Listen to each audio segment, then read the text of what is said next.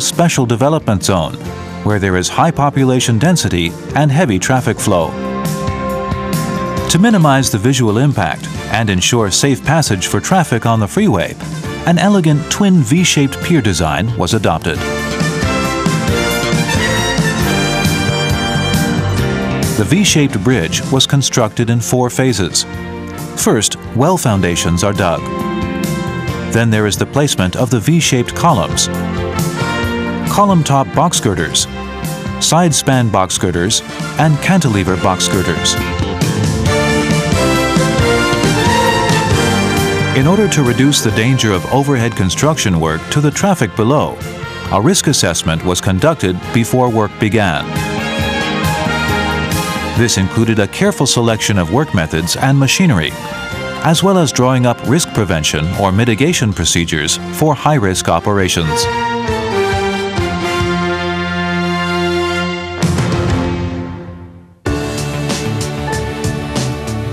The foundations for a V-shaped pier have a 13-meter diameter and 13.5-meter deep well foundations. They are located on the slope between the main freeway and the ramp. As the work area is narrow, a construction framework will be built in advance.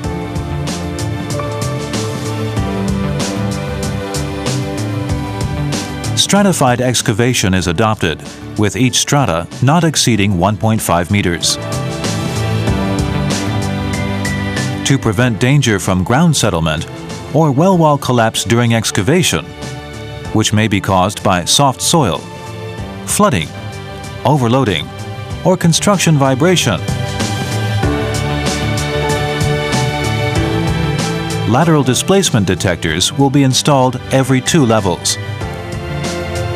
Settlement points and inclinometers will also be placed around the well. Monitoring information can alert crews to implement emergency response procedures.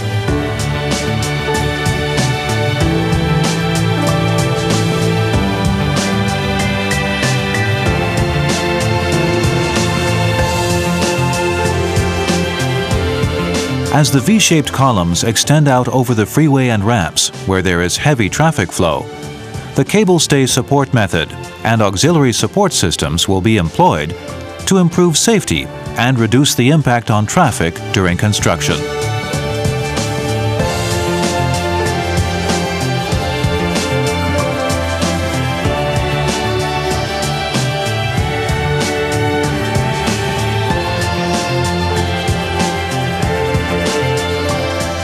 The cable stay support method uses steel columns attached to the foundations to act as temporary supports for the mold of the V-shaped piers.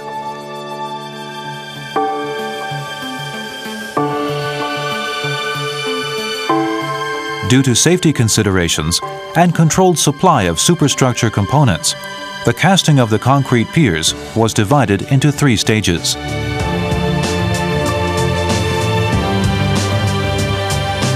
Prior to work commencing on the installation of the V-shaped piers, a tilt meter is installed as a monitor for the contact point of the high-tensile steel bar and support girders.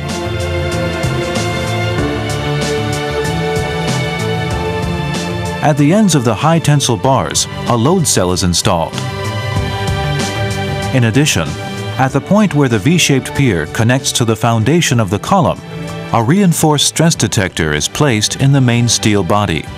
Monitoring of these instruments is the basis of risk control and alarm systems used during construction.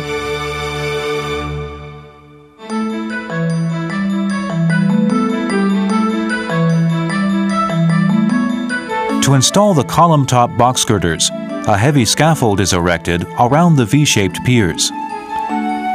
Then the high-tensile bar is placed about 1 meter below the level of the base plate of the mold for the box girder. The ends of the bar are inserted into the main structure at the top of the slanted columns to create a V-shaped pier, forming a closed structure. The column top box girders are built in a 3-phase process. First, the end girder is fixed to the pier. Then, the base plate of the box girder and the first advancing plate are installed. Finally, the second advancing plate and top plate are installed.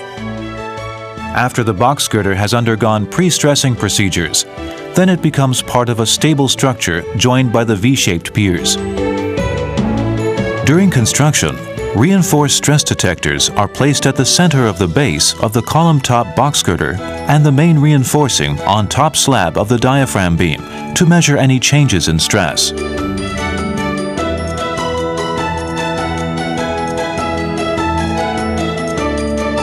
The work on box girders spanning the ramp will take into account the impact on traffic below. When using the cast-in-place support method, a steel frame with a sufficient height will be erected above the ramp. And then the heavy support structure is built above the frame. The heavy support is directly assembled in place outside the ramp roadway.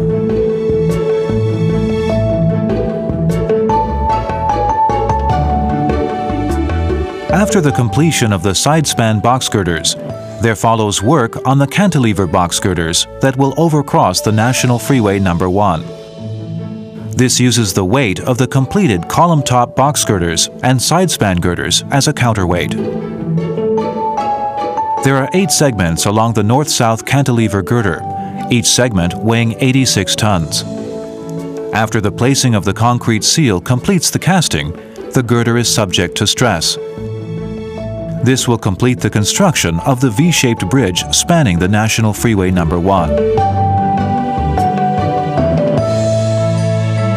After the pouring of concrete for each segment, shift in the girders and stress on the structure is measured as the basis for support weight estimates of the following segment and a reference for monitoring safety.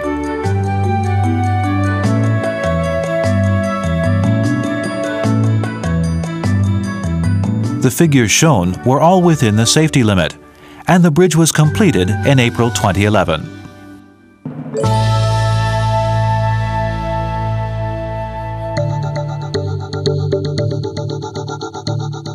As the construction is in the Lincoln section of the National Freeway No. 1, a blueprint for maintaining traffic flow had already been approved before construction commenced.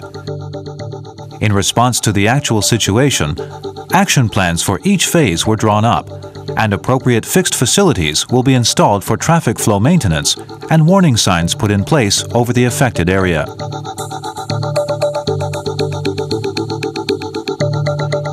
As for the assembly and disassembly of the steel supports for the base girder and form traveler, these tasks will all be done at night between 11 p.m. and 6 a.m.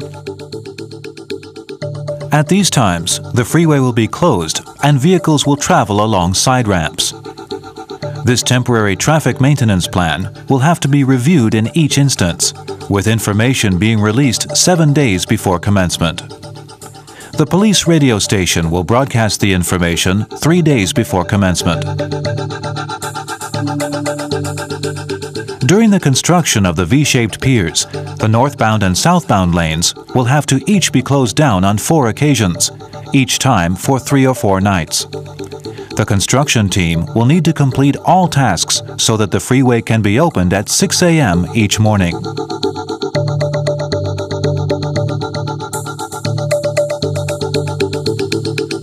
The overall construction of the V-shaped bridge was based on a risk management mechanism using risk confirmation, analysis, response, and monitoring procedures.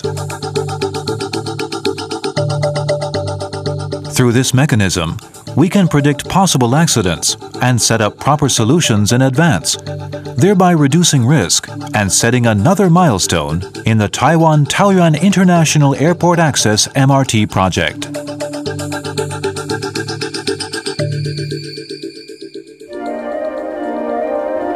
Through its use of special techniques, such as the full-span precast and launching method, advancing shoring method, as well as the V-shaped bridge over the National Freeway No. 1, the Taiwan-Taoyuan International Airport Access MRT project takes another step toward completion. The route, which was joined up in July 2011, reveals the dedication to quality of all the engineering staff, their skill at meeting new challenges, their use of new work methods, the effective use of risk management, and in integrating the bridge design into the local landscape. This achievement opens another chapter in the records of Taiwan's railway engineering.